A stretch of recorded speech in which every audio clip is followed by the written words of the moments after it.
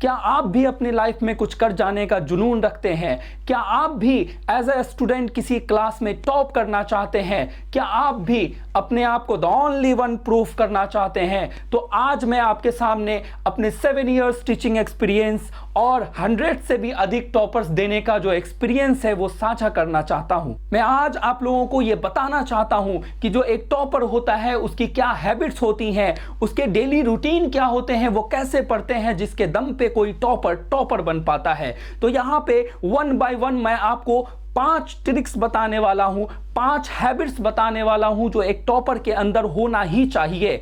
अगर वो नहीं है और अगर आप सपना देखते हैं किसी क्लास में टॉप करने का तो वो आपका सपना अधूरा रह जाएगा।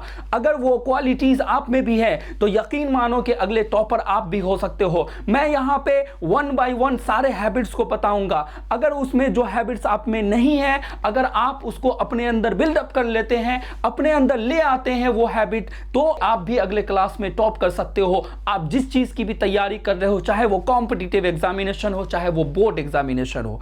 ये मेरा एक्सपीरियंस है। मेरे गाइडेंस में अभी तक बहुत सारे स्टूडेंट्स टॉप कर चुके हैं, लेकिन मैं उन सब का क्रेडिट नहीं लेता, क्योंकि ये स्टूडेंट्स की अपनी हैबिट होती है जिसके दम पे वो टॉप कर पाते हैं। तो वो क्या हैबिट है, 1 बाय 1 आपको सुनना है ध्यान से, कंटिन्यूअसली। और अगर वो हैबिट आपके अंदर है तो बहुत अच्छी बात है, और अगर वो हैबिट आपके अंदर नहीं है तो कोशिश करनी है कि वो हैबिट मेरे अंदर कैसे आए ताकि मैं भी किसी एग्जाम में टॉप कर सकूं। तो मैं आपको बता देता हूं कि जो टॉपर्स होते हैं उसमें सबसे पहली क्वालिटी ये होती है कि उस स्टूडेंट में सीखने की भूख होती है। मतलब कि कोई भी नए चीज को वो सीखने के लिए हर समय तैयार रहता है। हम लोग अक्सर देखते हैं कि जो स्टूडेंट्स होते हैं, जो एवरेज स्टूडेंट्स होते हैं, उसके कुछ सब्जेक्ट जो हैं वो बहुत फेवरेट होते हैं, लेकिन कुछ सब्जेक्ट उसको बहुत डिफिकल्ट लगते हैं। और वो एवरेज स्टूडेंट जो है उस डिफिकल्ट सब्जेक्ट को कभी भी इजी बनाने की कोशिश नहीं करता, वो उससे दूर भागता रहता है। लेकिन इसी के विपरीत जो टॉपर्स स्टूडेंट होते हैं वो ऐसा कभी नहीं सोचते, उसके लिए कुछ भी डिफिकल्ट नहीं होता। जब भी उसको कोई काम करना है, जो भी उसके सिलेबस के सब्जेक्ट्स हैं उसको वो दिल लगा के पढ़ते हैं और वो सारे सब्जेक्ट में अपना इंटरेस्ट दिखाते हैं। वो ये सोचते हैं कि मुझे सीखना है, चाहे वो नई बातें हो, चाहे वो मेरी सीखी हुई चीजें हैं, वो उसको फिर से सीखने में थोड़ा सा भी संकोच नहीं करते, थोड़ा सा भी समय बर्बाद नहीं करते, उसके लिए सोचते बिल्कुल भी नहीं। बस उसे सीखना है तो वो सीखना शुरू कर देते हैं। वैसे भी जितने भी महान लोग रहे हैं उन लोगों ने कभी अपनी लाइफ में सीखना बंद नहीं किया। तो आपको भी सीखना बंद नहीं करना चाहिए। लेकिन यहां पे मैं टॉप करने की बात कर रहा हूं, किसी एग्जाम में टॉप करने की बात कर रहा हूं, तो कोशिश करेंगे कि जो हमारे एग्जाम से रिलेटेड सब्जेक्ट्स होते हैं, जो टॉपिक्स होते हैं, हम उसी को ज्यादा से ज्यादा सीखें। एक्स्ट्रा चीजें सीखने के लिए हमारे पास पूरी लाइफ पड़ी हुई है, लेकिन एज अ स्टूडेंट अभी आप लोगों को अपने सिलेबस की बात सीखनी चाहिए। तो वो क्वालिटी जो है टॉपर्स में ऑलरेडी होनी चाहिए, और जो टॉपर्स होते हैं उसमें होती हैं।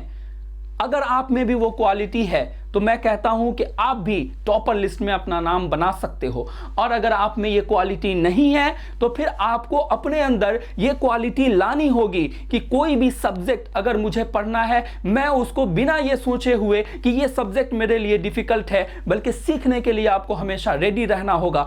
आपको नॉट इंटरेस्टेड सब्जेक्ट को भी इंटरेस्टेड बनाना होगा। इसका बस एकमात्र फॉर्मूला है, ये प्रूवन फॉर्मूला है कि अगर आप किसी काम को 21 डेज तक कंटिन्यूअसली करते हैं तो वो आपकी हैबिट बन जाती है। तो इसलिए हम बताते हैं स्टूडेंट्स को कि जो सब्जेक्ट आपको बोरिंग लगता है, जिस सब्जेक्ट से आप पीछे भागते हैं, वो सब्जेक्ट आप थोड़ा थोड़ा जबरदस्ती करके 21 डेज तक बस कंटिन्यूअसली उसको कर लीजिए। जबरदस्ती अपना समय निकाल करके, बहुत कीमती वक्त, जिस वक्त आपको पढ़ने का बहुत मन लगता है उस वक्त अपने बोरिंग सब्जेक्ट को लेकर के बैठिए और 21 डेज तक उन सब्जेक्ट्स को पढ़िए जिसमें आपका कोई इंटरेस्ट नहीं है। मैं आपसे वादा करता हूं कि आपका वो सब्जेक्ट इंटरेस्टिंग हो जाएगा, क्योंकि बोरिंग चीजों को भी सीखना आपके हैबिट में आ जाएंगी। और उसके बाद जब हैबिट हो जाती है किसी चीज की तो उसके बिना आप रह नहीं पाएंगे। आप जब उसको छोड़ेंगे तो आपको खुद भी अच्छा नहीं लगेगा, और इस तरह से आप उन सब्जेक्ट्स के साथ भी कंफर्टेबल हो जाएंगे जो सब्जेक्ट आपको कभी बोरिंग लगा करती थी,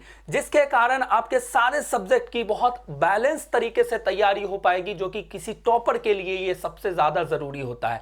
अगर आपके सारे सब्जेक्ट बैलेंस्ड रहेंगे तभी आप सारे सब्जेक्ट में अच्छे मार्क्स लाते हैं, और उसके बाद आपके जो टोटल रिजल्ट होते हैं वो आपको टॉपर बनाते हैं। तो चलिए समझते हैं किसी टॉपर्स की दूसरी क्वालिटी क्या होती है, उसकी दूसरी हैबिट्स क्या होती है। तो मैं आपको बता देता हूं, चाहे वो किसी भी क्लास का टॉपर हो, उसकी प्राथमिकता उसकी पढ़ाई होती है। जैसा कि हम जानते हैं स्टूडेंट भी अपनी लाइफ में डेली रूटीन में बहुत सारी चीजों को करते हैं, जैसे वो अपने दोस्तों से मिलते हैं, स्कूल जाते हैं, वो मार्केट घूमने जाते हैं, वो अपने मोबाइल को यूज करते हैं, बहुत सारे काम स्टूडेंट की लाइफ में होता है। लेकिन एक टॉपर और एक एवरेज स्टूडेंट में क्या फर्क होता है? जो एक एवरेज स्टूडेंट होता है वो सबसे पहले अपना दोस्तों से मिल लेगा, वो सबसे पहले अपने मोबाइल को यूज कर लेगा, वो सबसे पहले मार्केट घूम के आ जाएगा, फिर उसको अगर टाइम मिलता है तो वो थोड़ी देर के लिए पढ़ने बैठ जाएगा। लेकिन इसके अपोजिट जो टॉपर से स्टूडेंट होते हैं वो सबसे पहले अपने पढ़ाई को कंप्लीट करते हैं। अगर उसको कुछ याद करना है, कोई होमवर्क बनाना है, तो सबसे पहले वो अपने उस काम को पूरा कर लेते हैं। मतलब वो अपनी फर्स्ट प्रायोरिटी अपनी स्टडी को देते हैं। पहले पढ़ाई करते हैं, फिर बाजार घूमने जाते हैं, पहले पढ़ाई करते हैं, फिर मोबाइल यूज करते हैं, पहले पढ़ाई करते हैं, फिर उसके बाद दोस्तों से मिलने जाते हैं। ये एक टॉपर स्टूडेंट और एक एवरेज स्टूडेंट में फर्क होता है। जरूरतें सबकी सेम है, लेकिन फर्क बस इतना है कि कोई सबसे पहले अपने पढ़ाई को देखता है और उसके बाद बची खुची चीजें जो उसके लाइफ में रोल प्ले कर रही हैं, उसके फ्रेंड्स हैं, मोबाइल यूज करने हैं, वो कर लेता है। और कुछ स्टूडेंट ऐसे होते हैं जो सबसे पहले इन सब चीजों में, फ्रेंड्स मिलने में, मोबाइल का यूज करने में, उसमें अपने सारे टाइम को बर्बाद करके फिर थोड़ी देर के लिए पढ़ने बैठ जाता है। तो अगर आप में से भी कोई स्टूडेंट ऐसा करते हैं कि सबसे पहले अननेसेसरी जो चीजें हमको बहुत ज्यादा जरूरी नहीं है वो काम करते रहते हैं और फिर थोड़ी देर के लिए पढ़ने बैठते हैं, तो मैं आपसे रिक्वेस्ट करता हूं कि आज इस वीडियो को देखने के बाद आप वादा कर लें अपने आप से कि आप सबसे पहले अपनी प्राथमिकता अपनी पढ़ाई को देंगे। अपनी पढ़ाई को पूरा करने के बाद ही फिर कोई दूसरे कामों के लिए आप सोचेंगे। तो चलिए आप समझते हैं किसी टॉपर्स की तीसरी हैबिट्स क्या होती है।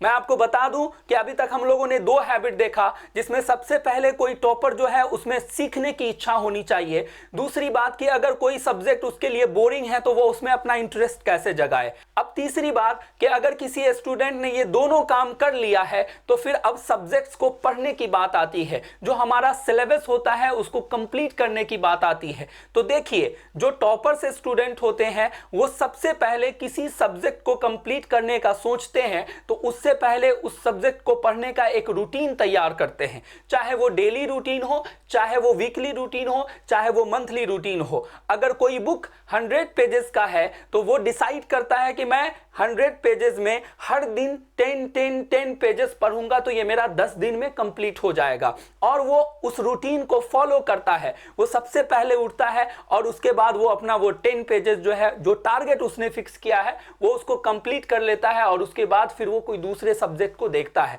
मतलब कि सब्जेक्ट कंप्लीट करने का जो तरीका होता है वो कंटिन्यू वे में सेट किया जाता है। अगर आप किसी सब्जेक्ट को आज पढ़ेंगे, फिर आपने 10 पेज पढ़ लिए उस सब्जेक्ट के, और फिर 10 दिन के बाद पढ़ रहे हैं, फिर 15 दिन बाद पढ़ रहे हैं, अगर वो लंबा चैप्टर है तो हो सकता है आपको कंफ्यूजन हो जाए। जो एवरेज बच्चे होते हैं ना, वो अगर कभी पढ़ने का उसको जुनून आता है, कभी वो पढ़ने का सोचता है, तो बस वो किसी भी बुक को उठा करके बैठ जाता है और थोड़ी देर के लिए पढ़ता है, फिर उसके बाद रख देता है। फिर वो सब्जेक्ट 10 दिन के बाद खुलता है, फिर कोई सब्जेक्ट 15 दिन के बाद खुलता है। लेकिन जो टॉपर होते हैं वो सबसे पहले सब्जेक्ट स्टार्ट करने से पहले जो है उसका रूटीन तैयार करते हैं। वो 2 सब्जेक्ट या 3 सब्जेक्ट को टारगेट में लेते हैं और उसके बाद उन सब्जेक्ट्स के लिए डेली रूटीन तैयार करते हैं कि अगर कोई बुक में 100 पेज है तो मैं उसको 10-10 पेजेस करके कंप्लीट करने वाला हूं। तो 10 पेज जो है हर दिन वो पढ़ता है। आज पढ़ा, फिर उसके आगे का 10 पेज पढ़ेगा, फिर उसके आगे का 10 पेज पढ़ेगा। इससे क्या होगा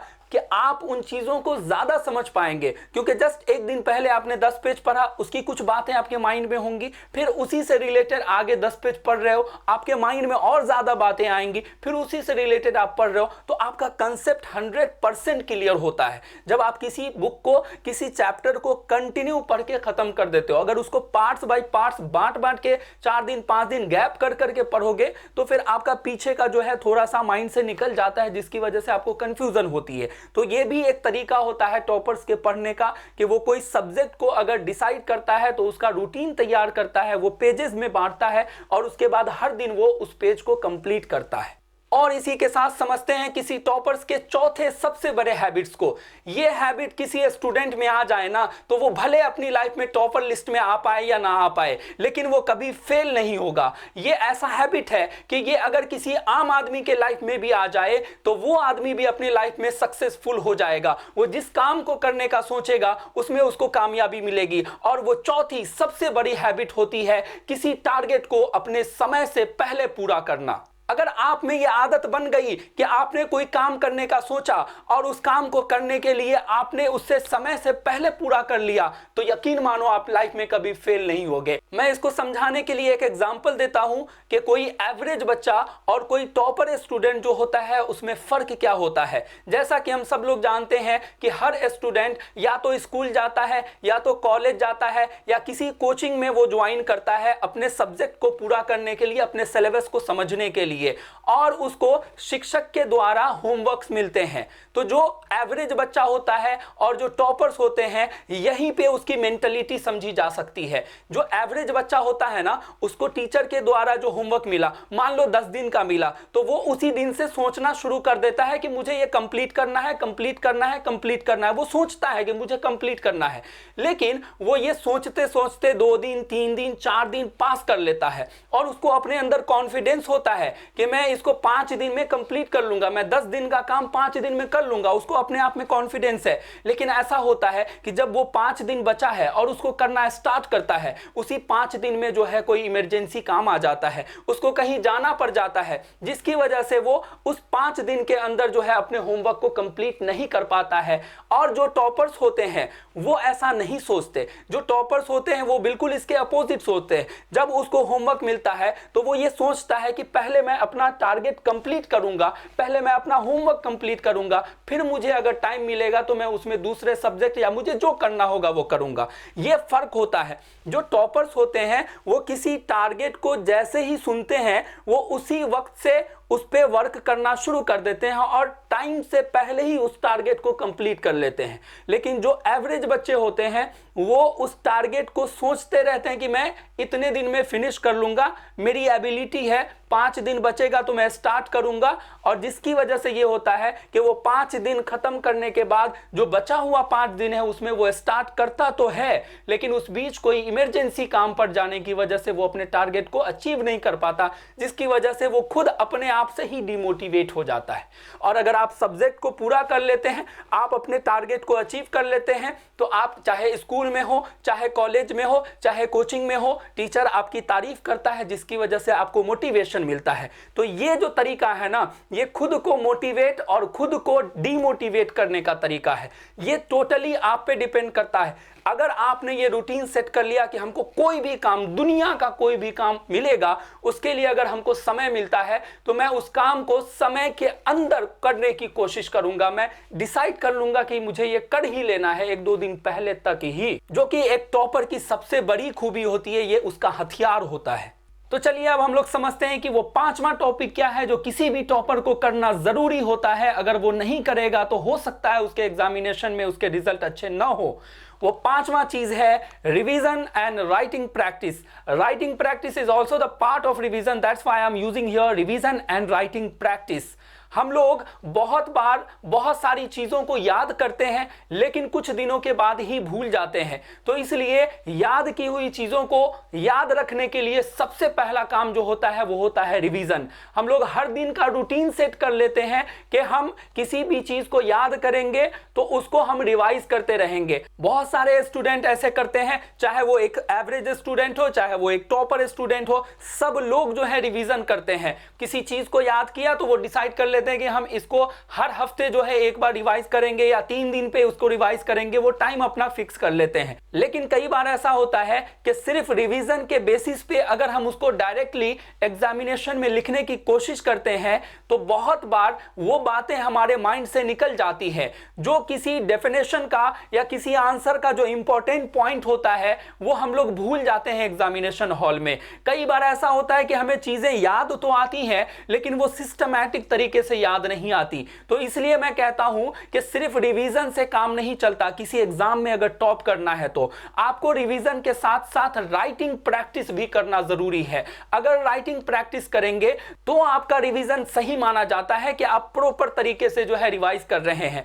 जब आप राइटिंग प्रैक्टिस करते हैं तब आपको अपनी एबिलिटी समझ में आती है कि मैं एग्जाम में सारे क्वेश्चन को लिखने के लायक हूं या नहीं हूं। अगर आपकी राइटिंग स्लो होती है तो आप उस पर वर्क करते हैं, प्लस आपकी हैबिट ऐसी हो जाती है कि आप लिखते वक्त भूलते नहीं हैं। तो इसलिए मैं बोलता हूं कि राइटिंग प्रैक्टिस बहुत ज्यादा जरूरी है। अब इसको करने के लिए हम क्या कर सकते हैं, राइटिंग प्रैक्टिस के लिए आप प्रीवियस ईयर क्वेश्चन ले लीजिए, क्वेश्चन बैंक ले लीजिए, मॉडल सेट जो मार्केट में आता है, किसी भी एग्जामिनेशन की आप तैयारी कर रहे हैं उसके मॉडल सेट ले लीजिए और उन सारे सेट को खुद से बनाने की कोशिश कीजिए। उसको 2-4 बार रिवाइज कर लीजिए और फिर उसके बाद बिना देखे हुए आप उसको लिखने की कोशिश कीजिए, उसके आंसर्स को लिखने की कोशिश कीजिए। आप देखेंगे आप कई बार जो है भूलेंगे, लेकिन फिर उसको आप बार बार राइटिंग प्रैक्टिस में रखे रहेंगे। अगर उसको बार बार लिखते रहेंगे तो कुछ दिनों के बाद आपका ये भूलने का जो प्रॉब्लम है ना वो खत्म हो जाएगा, जो कि एक टॉपर की सबसे बड़ी खूबी होती है। वो एग्जामिनेशन में भूलता नहीं है, वो जैसे ही क्वेश्चन देखता है उसके माइंड में सारी बातें आ जाती हैं और वो ऑलरेडी उस पर वर्क किया होता है। राइटिंग प्रैक्टिस उसकी बहुत स्ट्रांग होती है जिसकी वजह से वो बिना कुछ सोचे समझे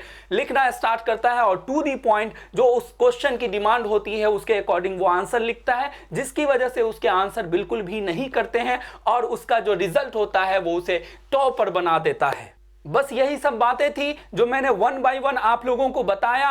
अब मैं उम्मीद करता हूं कि ये सारी बातें जो हैं आप अपने हैबिट्स में लाने की कोशिश करेंगे और उसी के साथ मैं ये भी उम्मीद करता हूं कि अगर वीडियो आप लोगों के लिए बेनिफिशियल है तो चैनल को सब्सक्राइब कर लें, वीडियो को लाइक कर दीजिए। यहां पे मैं इसी तरह के मोटिवेशनल और एजुकेशनल वीडियोस अपलोड करता रहता हूं। जब भी मैं आपके बेनिफिट का कोई भी वीडियो अपलोड करूंगा तो आप उसको देखेंगे और अपने दोस्तों में शेयर करेंगे।